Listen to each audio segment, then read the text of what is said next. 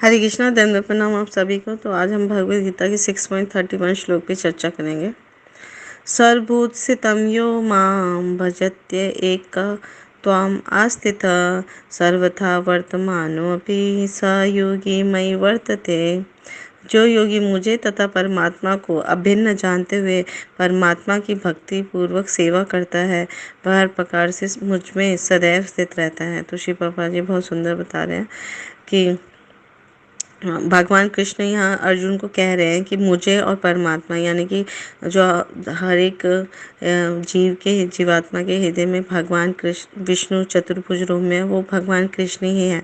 तो उनको अभिन्न है, वो दोनों अभिन्न है। तो मतलब कृष्ण कहो या विष्णु कहो, वो उनकी एक ही मानकर उनकी भक्तिपूर्वक सेवा करता है। और तो वो हर प्रकार से मुझ में स्थित रहता है, यानी कि मेरा भक्त है और मेरे बारे में ही वो सोचता रहता है। तो जो योगी परमात्मा का ध्यान करता है, वो अपने अंतःकरण में भगवान विष्णु के चतुर्भुज रूप का दर्शन करता है, शंख चक्र गदा और कमल पुष्प। और ये जो विष्णु है वो कृष्ण से अभिन्न है। तो ये मतलब अलग अलग नहीं है।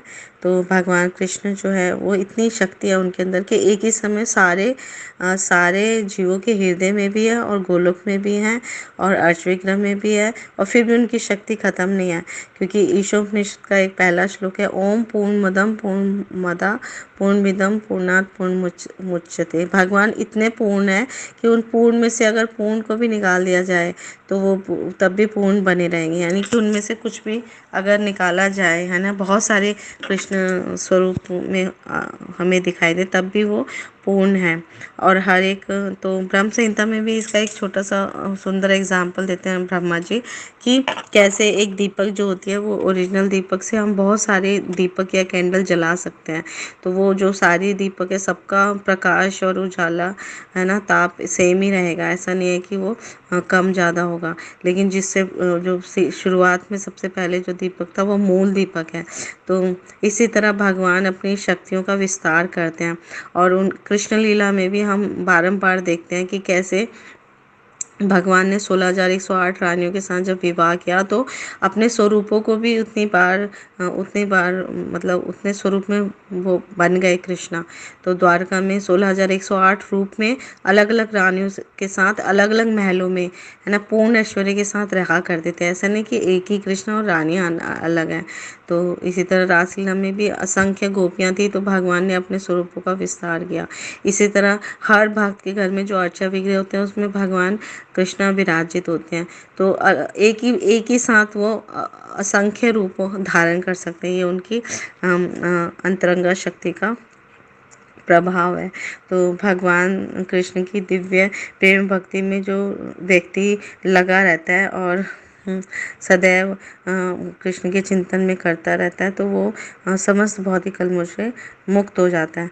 तो शील रूप गोस्वामी भी भक्ति रसामी सिद्धों में कहते हैं कि भागवत भक्त जो होता है वो अपने आप ही मुक्त हो जाता है कृष्ण भावना अमृत में रहकर, क्योंकि वो अपना 24 घंटे भगवान की सेवा में ही लगा रहता है। तो इसलिए देश काल से अतीत है भगवान कृष्ण का चिंतन, और वो सर्वव्यापी है, हर जगह है। आप ये मत सोचिए कि मैं सिर्फ, अगर आप यहाँ कहीं पर भी बैठे हैं, किसी भी स्थिति में हैं, आप बैठे बैठे अगर भगवान कृष्ण का स्मरण करेंगे तो भगवान प्रसन्न होंगे और वो उनकी सेवा में हम अपने आप को संलग्न कर पाएंगे। तो मनुष्य भगवान कृष्ण के चिंतन में जब तन्मय हो जाता है तो तब उनके दिव्य संग से वो सुख की अवस्था, परम सुख की अवस्था को प्राप्त करता है। और यही सुख हमें इस मनुष्य जीवन का लक्ष्य है, परम सुख की प्राप्ति। तो योगाभ्यास में जो समाधि की अवस्था होती है ना, वो कृष्ण भावना अमृत है, यानी कृष्ण भक्त बनना ही है। तो सबसे सर्वोच्च योग जो है वो भक्ति योगी है।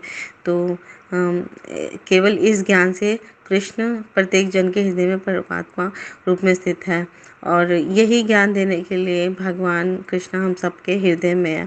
और कभी कभी हमें आभास भी होता है कि कोई चीज़ अच्छी है, कोई चीज़ बुरी है, तो अंदर से हमारी अंतरात्मा हमें मना करती है कि बुरा काम नहीं करना, गलत नहीं करना, क्योंकि परमात्मा रूप में वो हमें मार्गदर्शन भी देते हैं अगर हम जानना चाहें तो। बाकी कई लोग अपनी स्वतंत्रता का दुरुपयोग करके गलत कार्य करते हैं। तो इससे उनका रिजल्ट बहुत बुरा होता है और उन्हीं को भोगना पड़ता है। अब लोगों को लेकिन समझ नहीं आता। लेकिन जो बुद्धिमान व्यक्ति है, जो सुमेधा है, वो गुरु साधु शास्त्र के अकॉर्डिंग अपना जीवन बिताता है और अपना जीवन धन्य बना लेता है। तो आगे बता रहे हैं शिव पापा जी कि भगवान एक ही है, लेकिन जितने सारे हृदय हैं वो सब में परमात्मा स्वरूप में स्थित रहते हैं। एक एग्जाम्पल और दे रहे हैं कि वो सर्वव्यापी कैसे हैं। जैसे कि एक सूर्य है पूरा ब्रह्मांड में, तो आप चाहे अमेरिका में हो, चाहे इंडिया में, चाहे जापान में, वो एक सूर्य आपको लगेगा मेरे पास है, मुझे दिखाई दे रहे हैं, लेकिन रियल में सूर्य जो है सर्वव्यापक है। वो अमेरिका में भी है, जापान में भी है और उसमें भी, इंडिया में भी है। तो इसी तरह भगवान एक हैं, लेकिन उनकी सर्वव्यापकता यानी कि चारों तरफ वो इतने सर्वव्यापक हैं कि हर हर जगह वो उपस्थित हैं, सर्वत्र उपस्थित हैं। तो कई लोग इसका खंडन करते हैं कि हम मंदिर में अर्च विग्रह की पूजा क्यों करते हैं। तो इसके बहुत सारे रीज़न ये है कि जब भगवान सर्वत्र है तो सर्वत्र पूजा होनी चाहिए, लेकिन जब सर्वत्र हैं तो मूर्ति में भी होंगे, अर्च विग्रह में भी, हर कण में है, तो भगवान मंदिर में क्यों नहीं। तो एक विशेष स्थल बनाया जाता है हम जैसे बद्ध जीवों के लिए, जहाँ पर हम भगवान का दर्शन अपनी इन आँखों से कर पाएँ, क्योंकि अभी हम इतना शुद्ध अवस्था में नहीं है कि हमें हर कण कण में भगवान कृष्णा दिखाई दे। तो इसलिए हम मंदिर में जाते हैं या घर में भी अर्चा विग्रह की सेवा पूजा करते हैं, और वो हमारी सेवा स्वीकार करने के लिए अर्चा विग्रह में आए हैं। तो इसलिए हमें सदैव अर्चा विग्रह की सेवा प्रसन्न मन से और प्रसन्नता से करनी चाहिए। तो सब गुरु महाराज जी बारम्बार बताते हैं, हमारे साधु गुरु शास्त्र में भी यही लिखा है कि सबसे सरल और सर्वोत्तम सेवा जो है मुख और जीवा से भगवान के पवित्र नामों का कीर्तन करना है।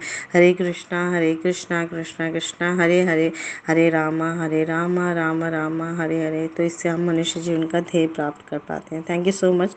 गुरु महाराज की जय, श्री प्रभुपाद की जय, आप सब भक्तवृंद की जय।